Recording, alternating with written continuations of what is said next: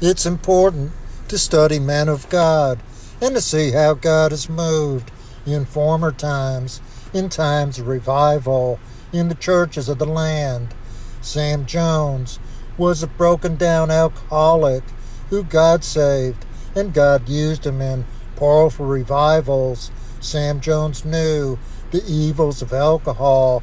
It cost him his law practice, and it cost him almost his family, and he preached hard against the liquor traffic in his lifetime.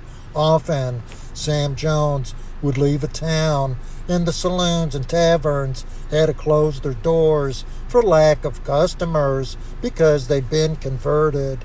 Sam Jones was quoted as saying, "In my time, I have got 100,000 men to quit drinking."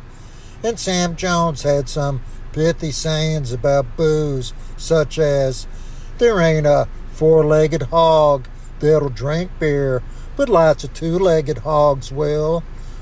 Nobody but an infernal scoundrel will sell whiskey, and nobody but an infernal fool will drink it. Every barroom is a recruiting office for hell. The biggest fool God's eyes ever looked upon is the woman who stirs the toddy for her husband." God used Sam Jones because he was a man of prayer, and he lived on the full stretch for God. He lived a life of surrender to the Holy Spirit, and he lived to save the souls of men. He was away from his family 11 months of the year, preaching to the citizens of America.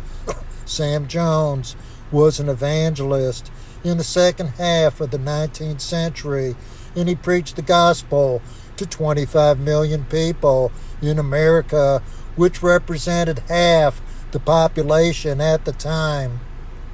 That means Sam Jones reached 1 out of 2 Americans with the gospel in his lifetime. He became so famous, babies were named after him, candy bars were named after him, and streets were named after him. When Sam Jones came to town, he'd fill the largest halls in the biggest cities, preaching to more than a 250,000 people in those cities, and tens of thousands had to be turned away because there was no building large enough to contain them. In Chicago, in 1886, at the invitation of D.L. Moody, Sam Jones preached to 350,000 people when the population of Chicago was only 500,000 at the time. He reached more than half the population of the city with the gospel. God shook entire cities under Sam Jones preaching, like Boston, Baltimore, St. Louis, Memphis, and Nashville, where the most famous convert of that time period was saved by the name of Captain Tom Ryman. He would build the Ryman Auditorium in Nashville, home of the Grand Ole Opry.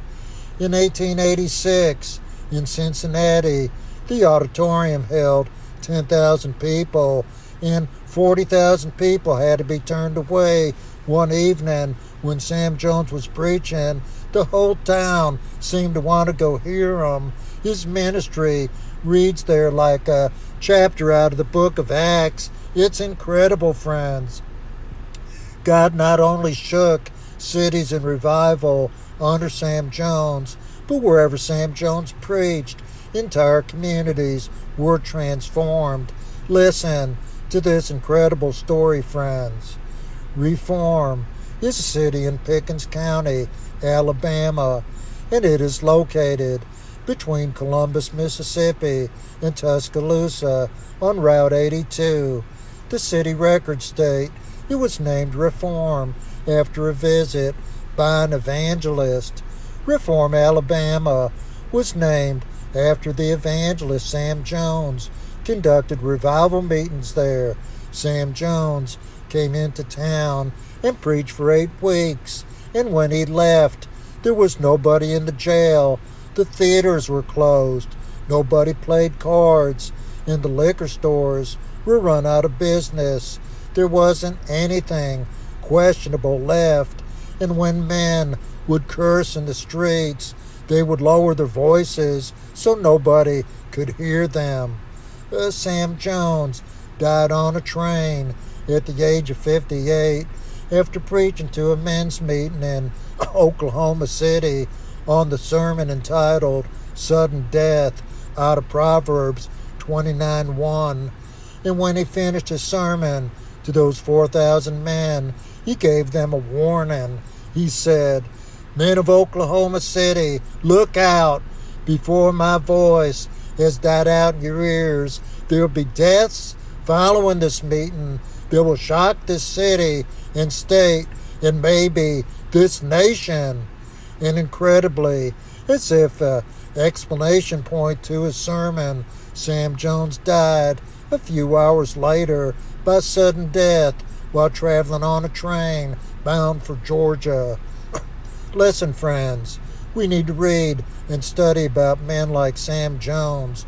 We need to see how God has moved in former times in revival, so we'll know how to pray for revival in our day.